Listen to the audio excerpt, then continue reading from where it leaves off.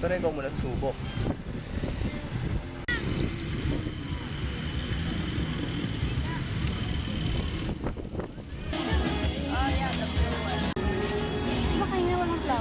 Oo, baka binigyan nila. Kasi sinabi kasi wow. Sino kaya dumaraw sa inyo? Bubok ko.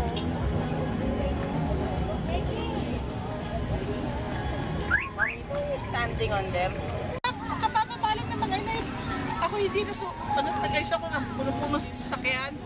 Pinagpunta sila doon sa Kakandula. Ah, doon po ba rin sila Kakandula?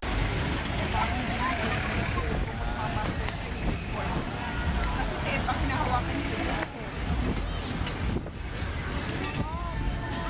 Minsan na sa TV.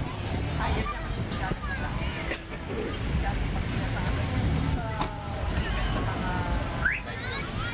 Oo, yung mga corporate na ano.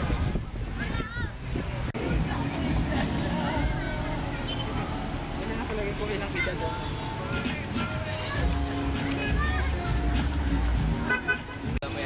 Ano din, princess? Ito sa sentro. Sentro UST. Ito sa pa kasi ang sentro pala si Chris. Sa San Beda, sa Alabang lang. Wow! Ako ayoko na Isang pinapasok. Diyan po sa Alabang, San Beda. San Beda. Aray, mga pinsan. Your cousins. Oh, this is your cousin. What up? galing na kahawig.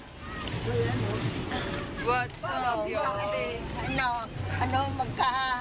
Magka-joy? Hindi sarte.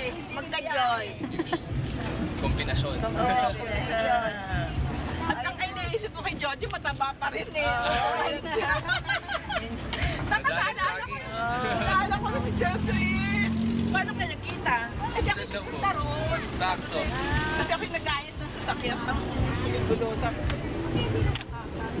Hindi niya makilala. Hindi ko pa siya kilala. Iba na po yung tsura eh. Oo nga. Kasi natatanda ko is dating chubby eh.